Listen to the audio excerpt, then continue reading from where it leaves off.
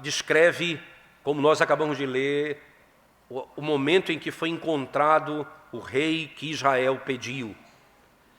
E o Senhor encaminha tudo isso para que aquele momento fosse manifestado aos olhos de todos. O que é que acontece aqui, literalmente, irmãos? O que é que nós temos aqui, essencialmente, nessa história? Nós temos a história da providência divina, a história do Deus que conduz os mínimos detalhes para que o seu propósito seja realizado.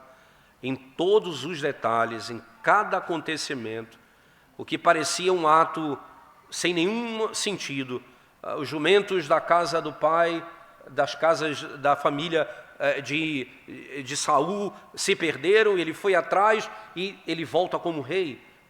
Começa com a história de um jumento, de alguns jumentos perdidos, e de repente nós encontramos ali a história em que ele foi ungido como rei de Israel, na sequência como nós temos aqui no texto.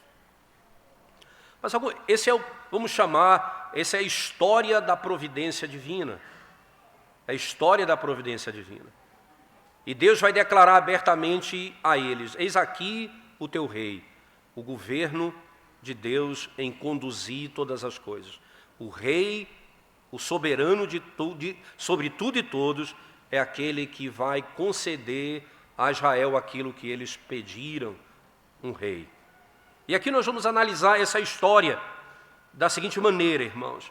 Veja só, primeira coisa, você vai perceber um contexto de onde vem Saul, não é? Ele surge na história, de onde ele veio, como começa, de que família ele pertence, não é? Depois você vai perceber que na mesma sequência, do verso 3 ao 27, você tem a providência divina, como Deus guia tudo isso para o propósito que ele determinou. Do 3 ao 27 você vai encontrar isso. E depois, na penúltima sessão, dos versos 10 do capítulo 10, verso 1 a 9, você tem ali a segurança, isto é, a certeza, foi encontrado e aquele a quem foi achado, esse de fato é o rei. E por último, nos últimos, do verso 10 até o verso 16, você vai encontrar ele sendo equipado para ser rei de Israel. Ele foi equipado para ser rei de Israel, quando ele foi ungido para ser o rei dessa nação. Então vamos começar analisando um pouco aqui a questão do contexto histórico, né?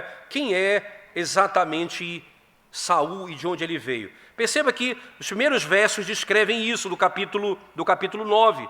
Havia um homem de Benjamim, cujo nome era Quis, ele fala do pai dele. Filho de Abiel, filho de Zerô, filho de Becorate, filho de Afias, benjamita, homem de bens. Isto é, era um homem de posse, era um homem rico, que o texto está dizendo. Era um homem que não tinha necessidade, era um homem que tinha poder financeiro, era um homem que tinha muita condição, como o texto descreve.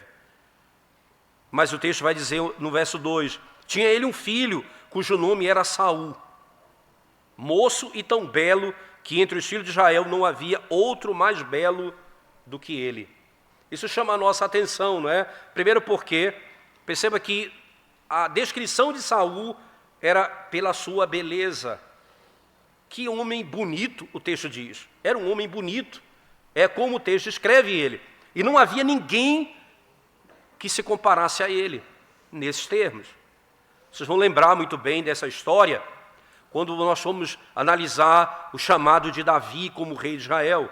Quando o profeta chega na casa de Jessé, ele encontra um filho, dentre os filhos de Jessé, e esse era o mais bonito de todos. Ele disse, esse é o rei de Israel. Ora, parece que o padrão vai ser estabelecido, tem que ser bonito como Saul. Ele olha para ele e diz, esse é o rei. Só que Deus fala ao profeta, eu o rejeitei. O homem vê a aparência, eu vejo o coração. O homem vê a aparência, eu vejo o coração. Esse homem, Saul, irmãos, não é, que vai ser escolhido na sequência como rei de Israel, ele poderia ser, literalmente, ele poderia ganhar a disputa, vamos chamar aqui, do homem mais bonito de Israel. Ele era alto e forte, não é? Como o texto vai descrever na mesma sequência. Só que, perceba que o narrador, irmãos, não é? Ele vai gastar tempo com a informação das características físicas dele. Em nenhum momento ele começa falando da sua verdade, do coração dele, da sinceridade. A única preocupação do narrador é descrever a sua característica física. Você parou para pensar como é fácil, e foi exatamente isso que fizemos ontem aqui com os jovens no estudo, quando falamos sobre uma tomada de Provérbios acerca da atração. O que é que Provérbios ensina sobre isso? E como é fácil nós nos encantarmos apenas com a aparência daquele que nós pensamos em constituir família. Se nós apenas parássemos nesse tipo de percepção, nós perderíamos de vista toda a sabedoria do livro de Provérbios, em reconhecer o caráter, o trabalho, o respeito, a integridade, a piedade da outra pessoa. O olhar e a descrição do autor descreve exatamente as características de Israel. Eles buscavam um rei de fato, mas esse rei apenas aparentemente tinha a característica de um homem poderoso. Um homem poderoso. Você vai olhar ainda, irmãos, a partir do verso 3 em diante, então nós temos aqui a história da providência, de como Deus conduz esse encontro entre esse personagem, Saul, e Samuel. Como isso vai acontecer? Deus está provendo aqui, irmãos, literalmente a maneira para escolher o rei. O que é providência, né? O que é exatamente a doutrina da providência? Como é que nós podemos descrevê-la, né? O que é que a Escritura fala sobre a doutrina da providência?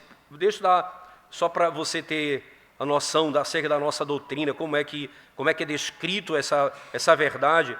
No Catecismo Maior, irmãos, no Catecismo Maior você vai encontrar a seguinte pergunta, não é? No Catecismo, que diz assim, na pergunta 18 do Catecismo Maior: quais são as obras da providência de Deus? O Catecismo responde: as obras da providência de Deus são a sua muito santa, sábia e poderosa maneira de preservar e governar todas as suas criaturas e todas as suas ações para a sua própria glória. Ele governa e preserva toda a sua criação para a própria glória dele. Ele governa tudo o que acontece, tudo o que acontece. E o que é que acontece aqui nesse texto? Perceba aqui os detalhes que vão fluindo na própria descrição do texto, irmãos. Perceba que aqui você vai perceber que no verso 3 em particular, extraviam-se as jumentas de Quis. Parece que um acontecimento sem nenhum sentido. Se extraviam as jumentas de Quis, pai de Saul. E ele vai dizer a Saul, o pai diz, seu filho, ele vai dizer a Saul, seu filho: toma agora contigo um dos moços, dispõe-te e vai procurar as jumentas. E aqui começa a história dele, nesse contexto. Eles sobem aqui. No verso 4 e 5, então, atravessando a região montanhosa de Efraim e a terra de Salizá, é como o texto descreve, não é? Aconteceu aqui, eles passam pelas montanhas e pelos lugares altos, ele vai adentrando atrás desses jumentos. Agora eles chegam no verso 5, parte B, veja só, eles chegam e não encontram nada. Vamos voltar então. Voltemos. Não suceda que meu pai deixe de preocupar-se com as jumentas e se aflige agora por causa de nós. Ora, ele nos mandou buscar a jumenta, não encontramos, vamos voltar. E é a decisão que eles vão tomar nesse momento.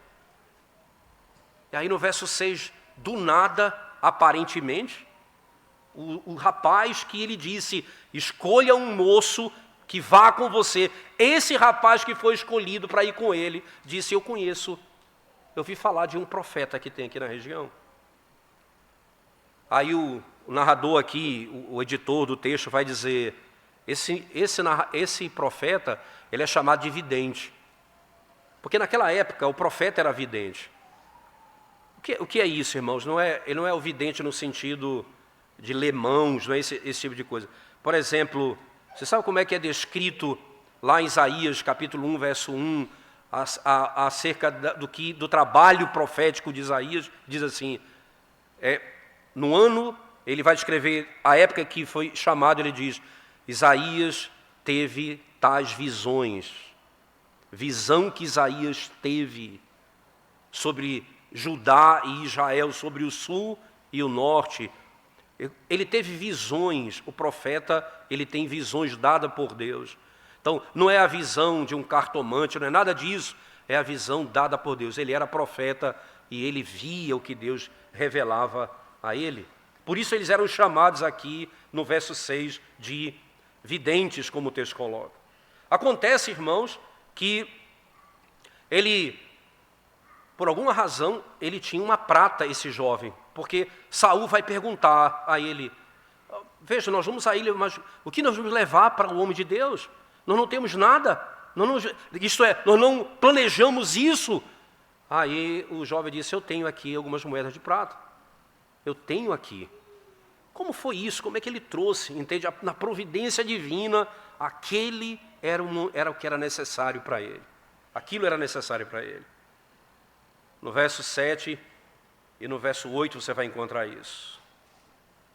Tudo parecia tão ordinário, tudo parecia tão natural. Tudo era simplesmente ordinário e natural na nossa percepção. Só que, nos versos 15 a 17, nós temos uma intrusão, nós temos uma entrada aqui de uma informação que descreve o que está por trás de tudo isso. Veja, por favor, volte comigo, no capítulo 9, venha comigo para o verso 15 a 17, diz assim, ora, o Senhor, um dia antes de Saul chegar, o revelara a Samuel, dizendo, amanhã, a esta hora, te enviarei um homem da terra de Benjamim, o qual ungirás por príncipe sobre o meu povo de Israel. E ele livrará o meu povo das mãos dos filisteus, porque atentei para o meu povo, pois o seu clamor chegou a mim. Falaremos disso um pouco mais na sequência. Ora, o texto descreve o Senhor, num dia antes de Samuel se encontrar com Saul, o Senhor veio a Samuel e disse, amanhã, a essa hora, chegará aqui. Veja, o que é que você nota nos acontecimentos? Coisas aparentemente totalmente sem conexão uma com a outra, estão acontecendo ali e acolá, mas você percebe que Deus está dizendo, Ele vai chegar aqui nessa hora, nesse momento. Que coisa impressionante, irmãos. Que conforto para o crente em saber que Deus não guia apenas a história de um rei, a folha que cai de uma árvore, cai segundo a vontade dele, os acontecimentos mínimos que vêm sobre nós,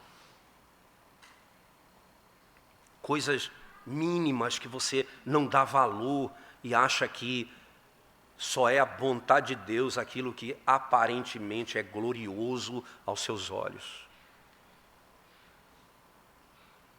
O levantar, o planejar alguma coisa e o imprevisto que não deu certo o meu planejamento.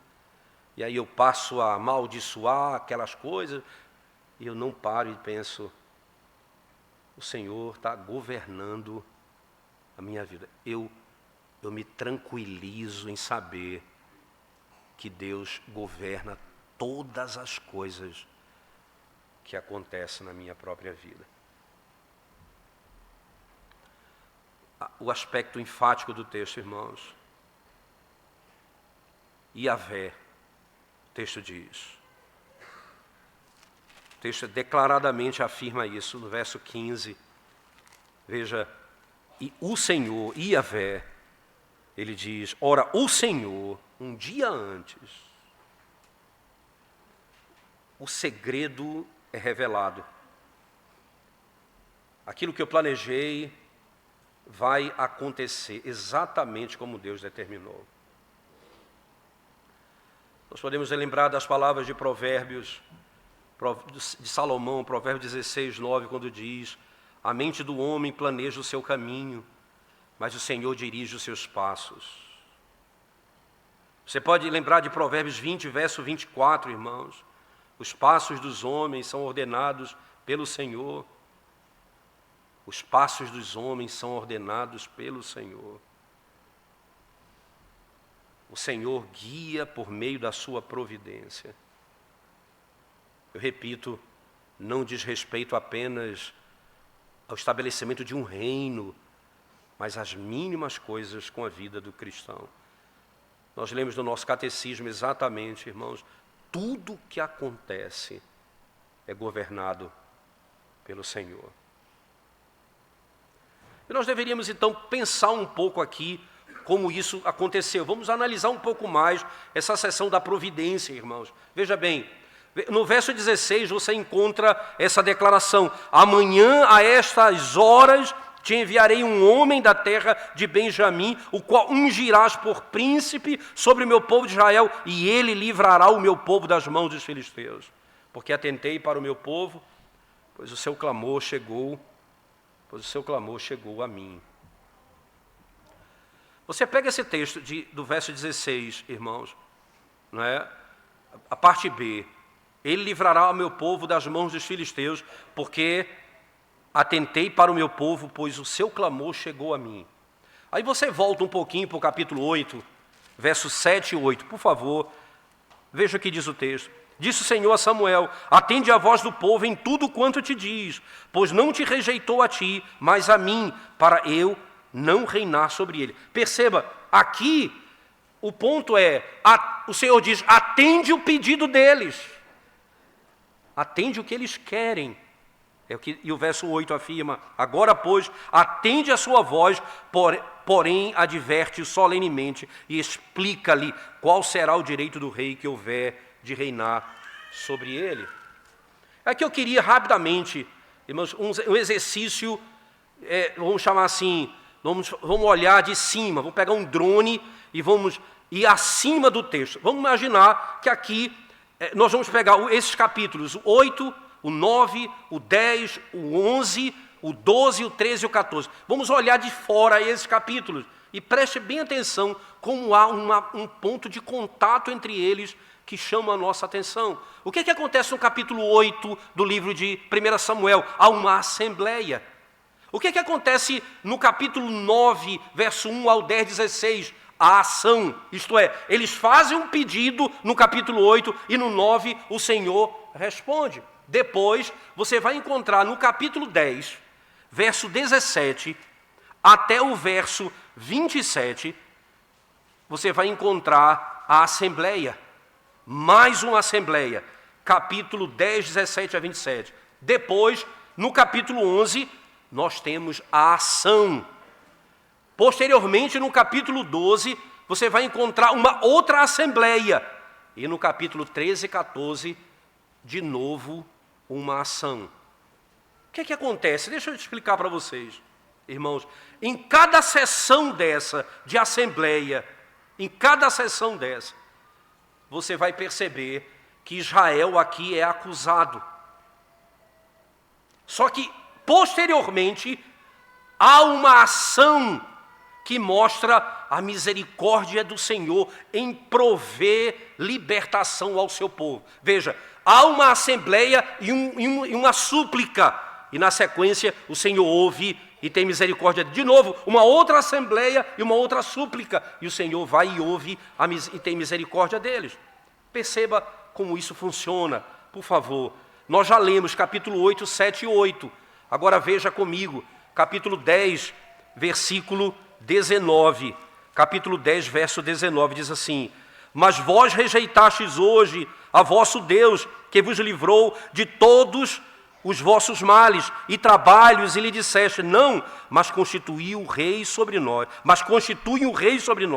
Agora, pois, ponde-vos perante o Senhor, pelas vossas tribos e pelos vossos grupos de militares. O Senhor volta a afirmar, vocês rejeitaram a mim.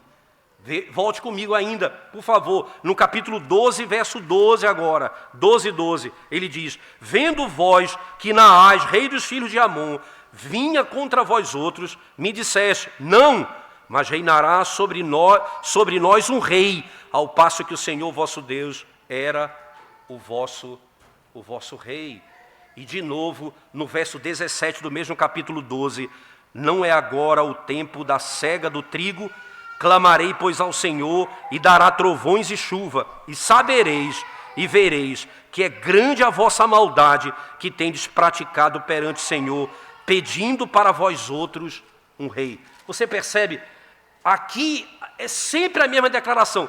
Vocês estão pedindo um rei. Olha, Deus está dando um rei, mas ele não deixa de dizer o que ele disse no capítulo 8, no capítulo 10, no capítulo 11, no capítulo 12. Vocês estão recebendo o rei, mas é isso o que vocês pediram. Não, vocês estão rejeitando o rei de Israel.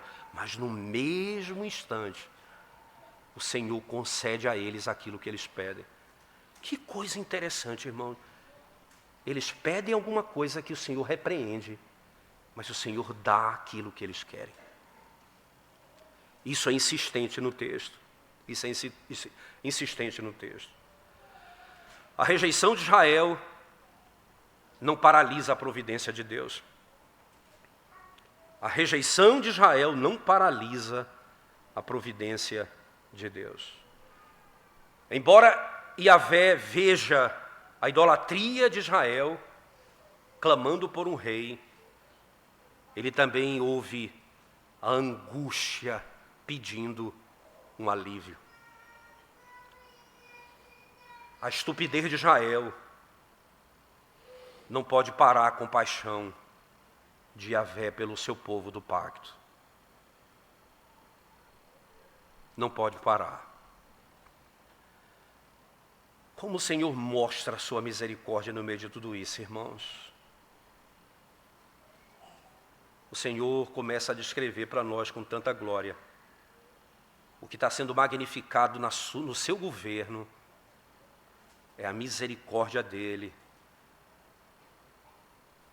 no contexto do capítulo 8. A grande manifestação da reprovação divina com aquilo que eles pediam. Aí você vai para o capítulo 9 e o capítulo 10 e você se depara com isso. O que está sendo magnificado aqui é a misericórdia de Yahvé. Israel é tolo. Israel é um povo que se mantém no erro. Mas Deus não deixa de olhar para eles com compaixão. Ele não permite que o pecado impeça dele agir com Israel em favor dele. Nada é desculpa para Deus fazer o bem ao seu povo.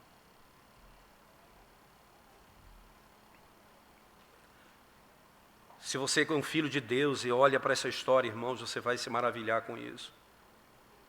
Alegre-se em ver que o teu Deus é um Deus da misericórdia. Que o teu pecado não seca a fonte da compaixão de Deus. O teu pecado não seca a fonte da compaixão de Deus. Ele não permite que o seu povo se afaste de tal maneira que não tem retorno. Ele os mantém ali próximo.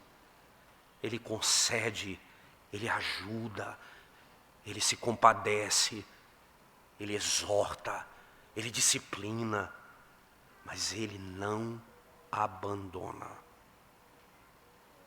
Ele não abandona.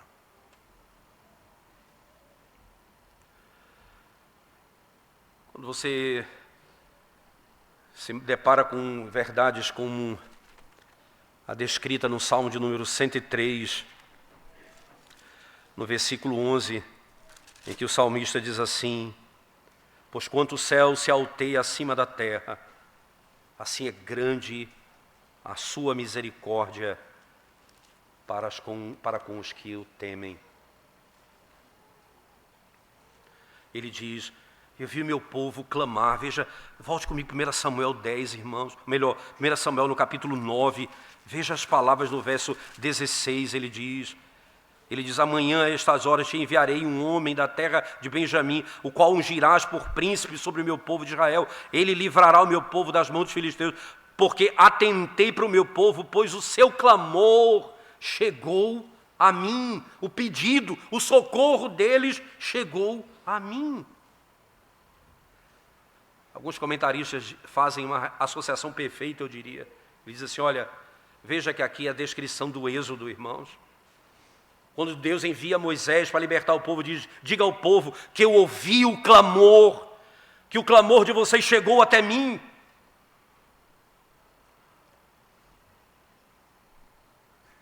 O Senhor fala ao seu povo. O Senhor,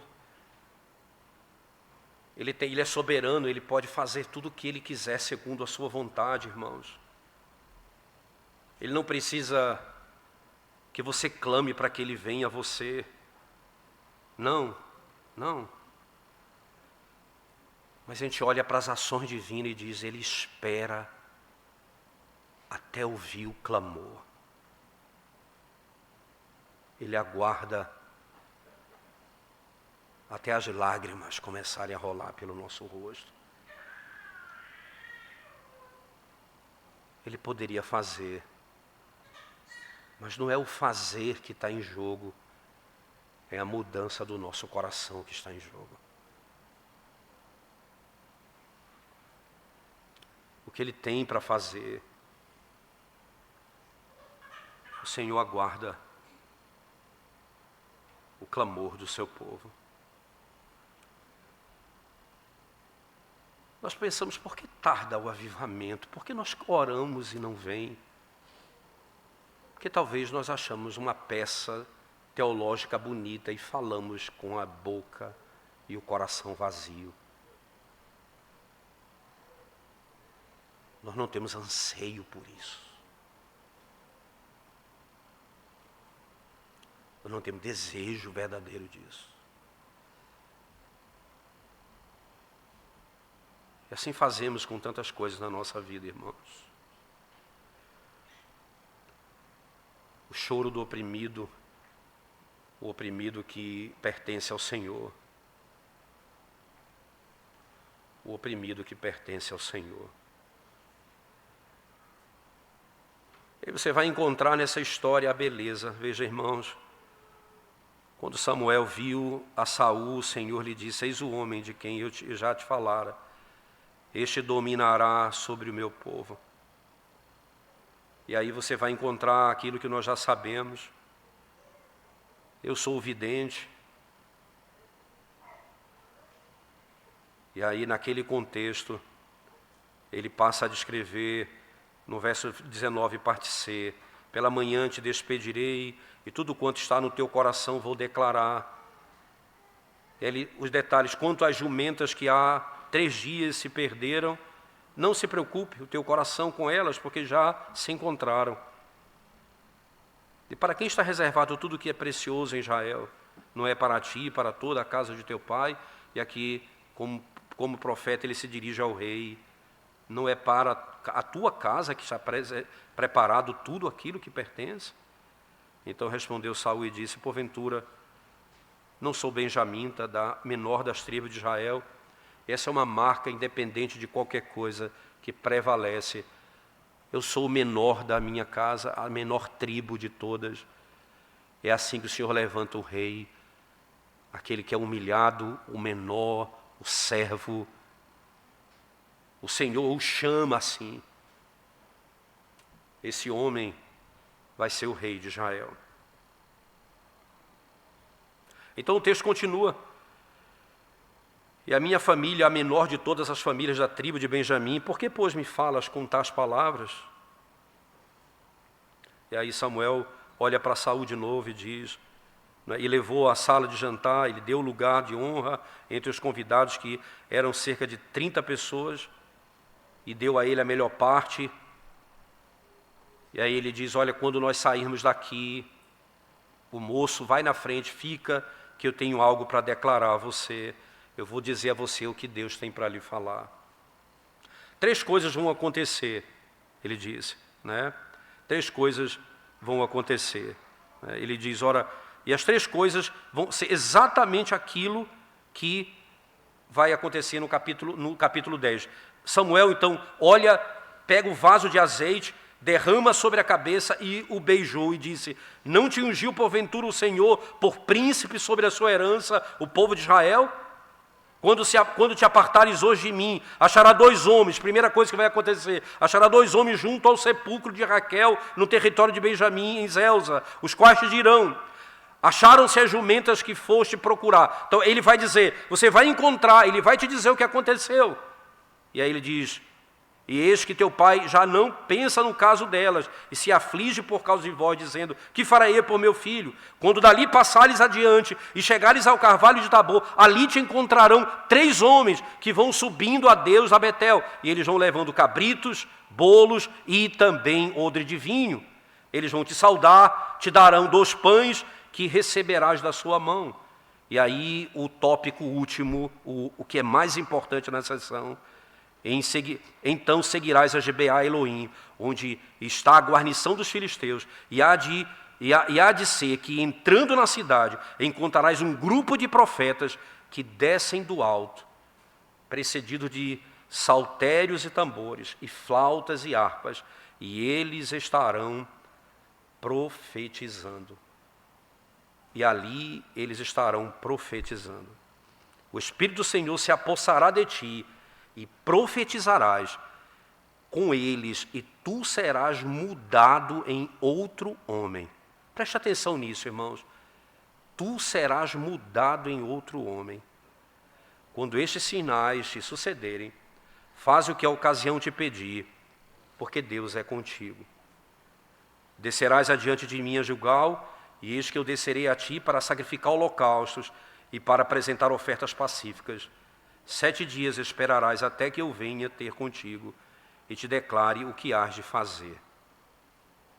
Na última sessão, ele chega diante dos profetas e ele passa a profetizar como o texto descreve. Veja no verso 9, irmãos, Deus lhe mudou o coração. Perceba, Deus lhe mudou o coração. Você vai lembrar que ele diz exatamente no verso 6 do capítulo 10, e profetizarás com ele, e tu serás mudado em outro homem. No verso 9, sucedeu, pois, que virando-se ele para despedir Samuel, Deus lhe mudou o coração. Deus lhe mudou o coração. O que foi que aconteceu aqui, irmãos, literalmente nesse encontro, para que pudéssemos perceber a grande transformação que vai haver com Saul, aparentemente, pelo menos. Samuel, ele vai ser ordenado a cumprir tudo o que o profeta falou, mas ele vai ser levado ao momento em que ele vai profetizar, e a profecia que ele vai fazer vai levar até o povo a perguntar, esse não é filho de Quis? Ele está entre os profetas agora? E como foi que isso aconteceu? O que foi que aconteceu primeiro para que essas 2 coisas acontecessem? Primeiro, quais 2 coisas, irmãos? Primeiro, que ele fosse reconhecido, que ele chegasse no meio dos profetas, e segundo, que ele passasse a profetizar. O que foi que aconteceu? Ele foi ungido no verso 1 do capítulo 10. Samuel tomou um vaso de azeite e derramou sobre a cabeça, e o beijou, e disse, não te ungiu porventura o Senhor derramou sobre ele isso. O que o Senhor está querendo dizer? E o que quer dizer essas palavras aqui, irmãos? Por que essa unção ela aconteceu de modo privado? Porque ela aconteceu aqui nesse contexto específico com Saul. Preste atenção em alguns detalhes importantes aqui, irmãos. Ora, no capítulo 9, no versículo 27, você diz: desciam eles para a extremidade da cidade, quando Samuel disse a Saul: dize ao moço que passe adiante de nós, e tu, tendo ele passado, espera que te farei saber a palavra de Deus. Eu vou te dizer o que Deus quer de você. Então, solenemente, ele vai e unge Saul e declara a ele que ele foi escolhido como rei de Israel, capítulo 10, verso 1, o príncipe de Israel. Isso seria confirmado, irmãos, literalmente, no primeiro momento, certo? Ele foi confirmado aqui no texto. 3 sinais eu vou te dar que isso vai acontecer. E quais os 3 sinais? Você vai encontrar essas pessoas que nós acabamos de dizer, né? Uma pessoa que vai falar sobre a jumenta, as pessoas que estão levando ofertas para o Senhor, e você vai profetizar. Então, quais os sinais de que Deus falou com você, que você foi ungido? Essas 3 coisas: jumento, que você vai ouvir que foi encontrado, as ofertas para Deus e a profecia e o derramar do Espírito no final da sessão. O que acontece na sequência desse ato específico? O foco do texto agora é na unção dele apenas. Quem são os reis, irmãos? Por que eles são ungidos pelo Senhor? Né? Quem são os reis e por que eles são ungidos pelo Senhor? Aqui o Senhor está dizendo o seguinte a Saul, como princípio da própria unção: os reis, eles são servos. Eles são ungidos para significar que a sua autoridade é derivada do rei, a quem eles devem subordinação. Ele é ungido pelo Senhor porque ele é rei subordinado ao rei de Israel. Saul era o vice-regente, podemos dizer assim. Você sabe como era feito na Escócia, mais ou menos, o período em que os reis eram investidos com autoridade naquele tempo? Preste atenção, irmãos, num detalhe da história. Dentro da cristandade acontecia muito isso. Veja, Rainha Elizabeth II, ela foi ungida, ela foi coroada, podemos dizer assim, em junho de 1953. Então, como ela, os seus ancestrais também passaram pelo mesmo princípio. Rei Tiago, o VI, o rei da Escócia, não é? Ela descreve o seguinte acerca das características da maneira como eles eram ungidos, ou melhor, como eles recebiam autoridade naquele contexto. Veja o que se dizia sobre o rei naquele contexto, irmãos. Dizia assim: sabe quem vocês são agora? Vocês são vassalos do grande rei. Era assim que era declarado a característica deles. Quem vocês são? Vassalos do grande rei. Vocês são aqueles que dependem de ajuda para cumprir o seu papel. Qual o ponto vital aqui, irmãos? O que é importante aqui nesse contexto? Não é? É que o que vai acontecer são as seguintes palavras quando eles costumavam dizer na coroação desses reis. Preste atenção. Ele diz assim: Senhor, como muitos antes de vocês governaram a nossa terra, muito antes de vocês, novamente eu estou aqui para lhe dizer: existem 2 reis, existem 2 reinos na Escócia, eles diziam. Um é o rei Tiago, o senhor dessa nação. O outro é o Cristo Jesus, o rei da igreja, a quem Tiago está sujeito. A quem Tiago está sujeito. A unção era a declaração direta de que eles estavam debaixo da autoridade do rei dos reis. O Senhor era exatamente o Senhor de Israel, o Senhor de toda a terra, e ele ia se submeter a esse senhorio. O Senhor está dizendo, com todas essas palavras, irmãos, no caso de Saul, essa limitação de poder aqui. Ele está dizendo, você tem poder, mas eu vou dizer o que você vai fazer. Eu te ungi rei, mas você vai fazer isso, você vai subir para tal lugar, vai encontrar essa pessoa, você vai subir para tal lugar e vai encontrar mais 3 pessoas e você vai chegar onde tem profetas e lá você vai profetizar. Você vai fazer o que eu ordeno. Você foi ungido como rei, mas vai fazer o que eu te ordeno fazer.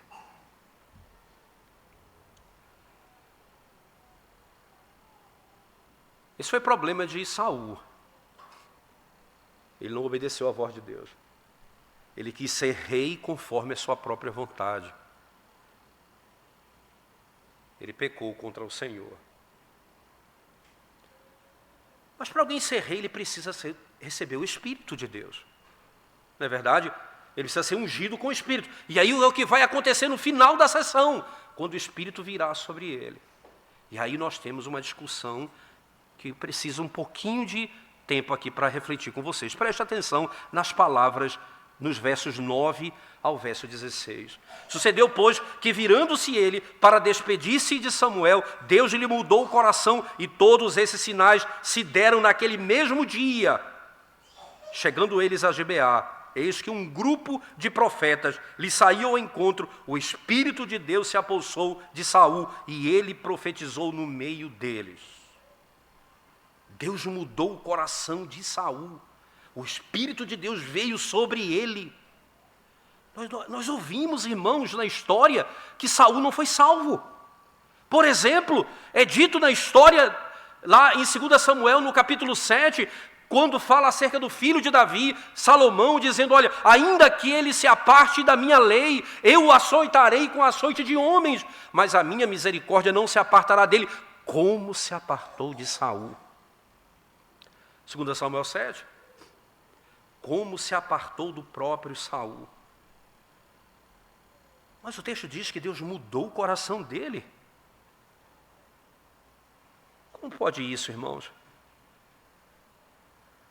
Thomas Boston, comentando essa expressão, diz assim, às vezes nós somos melhores do que nós éramos. E às vezes você pensa que você foi transformado porque você é melhor do que você era. Ele diz, outros são como Saul, diz ele, que tiveram um novo coração, melhor, que tiveram outro coração, mas não receberam um novo coração.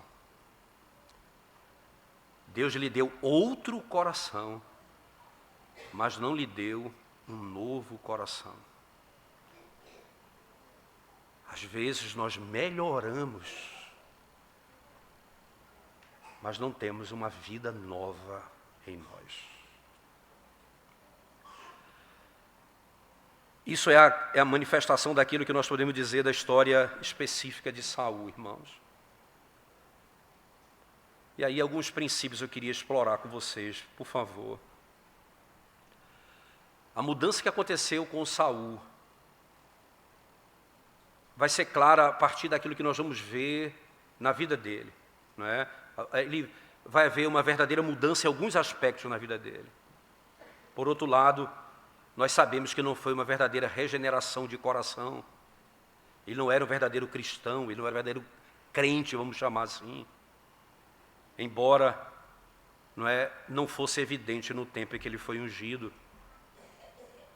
Talvez na linguagem do Antigo Testamento, na linguagem do Novo Testamento, ele provou dos dons celestiais.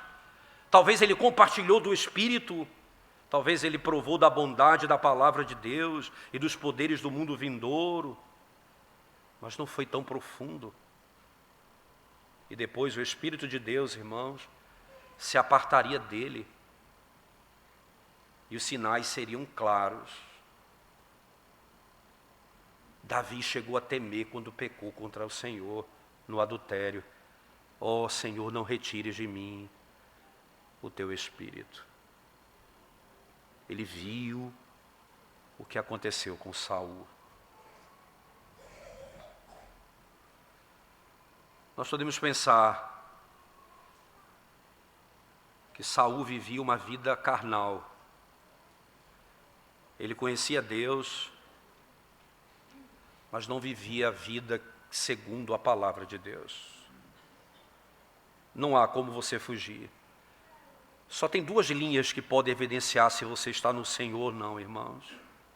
Uma é aquilo que você diz, a outra é aquilo que você faz. Essa é a marca do Senhor. O Senhor colocou duas marcas nas suas ovelhas, uma na orelha e a outra nos pés. As minhas ovelhas ouvem a minha voz e elas me seguem. Elas fazem a minha vontade, elas não vivem segundo o seu próprio coração. O que nós fazemos é evidência e confirmação daquilo que nós falamos, se é verdadeiro ou não. No final de tudo, é obediência ao Senhor, irmãos, no contexto espiritual, que dará credibilidade àquilo que falamos. É no meio das nossas profundas lutas, onde nós vamos permanecer, em quem nós confiamos. E aqui a evidência talvez não seja completa para você, como não era para Saul. A vida dele no final se tornou um desastre inequívoco. Ele fez algum bem para o seu país e para a nação de Israel. Ele fez sim. Assim, muitos tiranos também fizeram algum bem. A verdade, irmãos, é que a sua carreira terminou para Israel em miséria, porque o coração dele não era novo, era diferente. Era diferente, mas não era novo. E no tipo de evangelho que nós vivemos hoje, irmãos, o evangelho estranho que nós vivemos hoje, e da pregação estranha que se tem nos dias de hoje, onde os homens e mulheres modernas, né, elas têm esperanças de que Deus vai fazer isso ou aquilo na vida delas, de que alguém fez uma promessa e ela vive por aquela promessa que Deus deu. Então, alguém diz a ela que ela vai conquistar isso ou aquilo. Então, eles acham que isso é ser convertido. Mas eles entregam suas vidas ao pecado. Constantemente eles vivem no pecado.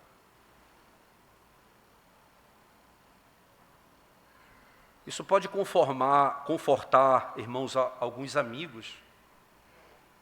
Você pode dizer para um amigo, olha, você é um crente, veja, eu sei, mas você tem esperança, você vai para a igreja. Não, mas você vive uma vida de impureza, você anda como os ímpios andam, o seu coração está nas coisas dessa vida, você não tem esperança no Senhor, você não aguarda nele, você não anda segundo a sua palavra, mas diz, mas eu tenho alguma esperança. Aí os seus amigos vão dizer, acho que você é crente, acho que você é um salvo, você até tem boa intenção.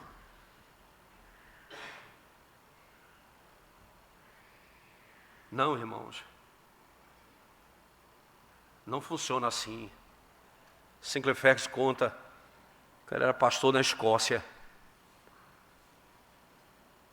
que ainda se tinha as carteirinhas de membros, e um desses rapazes que faleceu, viveu a vida como quis no mundo, mas tinha a carteira de membro da igreja.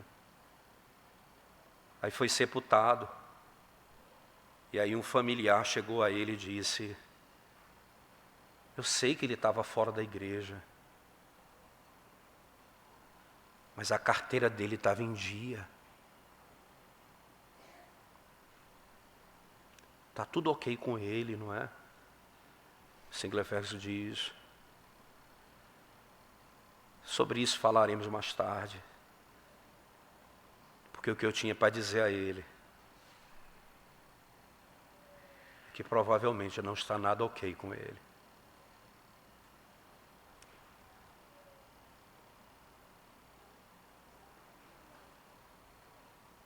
Aparentemente, nós vivemos a vida de cristão, mas não somos assim. Saul profetizou, recebeu o Espírito, recebeu um coração diferente. Mas não foi regenerado.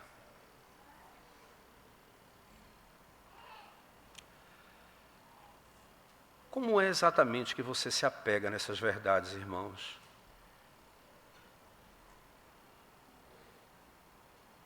O próprio Saul, quando saiu daquele momento, encontrou aqueles que deveria encontrar e não narrou nada acerca do que aconteceu com ele. Havia uma dúvida, uma incerteza. O capítulo termina dizendo, ele não falou nada sobre o fato dele se tornar rei. Não era algo tão importante. Provavelmente.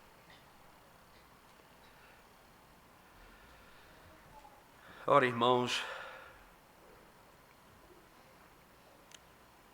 a caminhada cristã é difícil, é dura.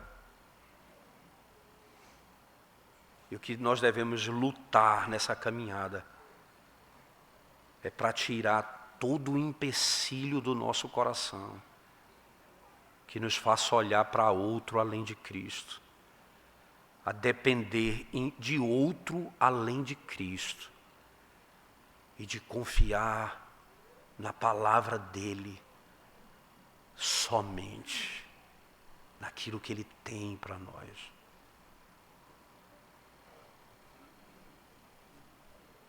Duas marcas. As minhas ovelhas escutam minha voz. E elas seguem após mim. Qual o estado da sua alma hoje? Qual a característica do seu coração hoje? Você é melhor do que ontem? Ou você é nova criatura? Quem é você? Vamos curvar nossa cabeça e orar ao Senhor nesse momento, irmãos. Senhor bendito, nós te exaltamos porque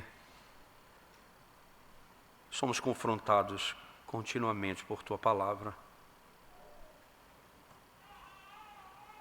E o Senhor faz isso conosco, ó Deus. A Tua palavra, a Tua lei,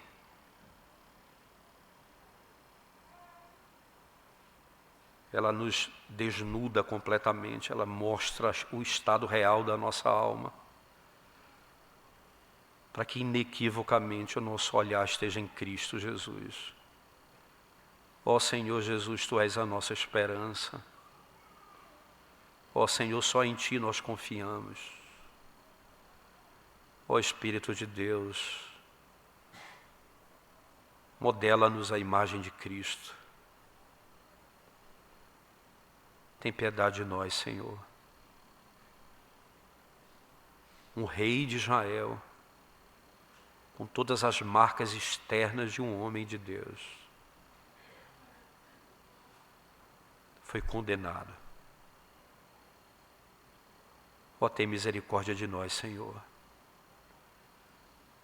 Tem compaixão da nossa alma. Em nome de Jesus. Amém, Senhor.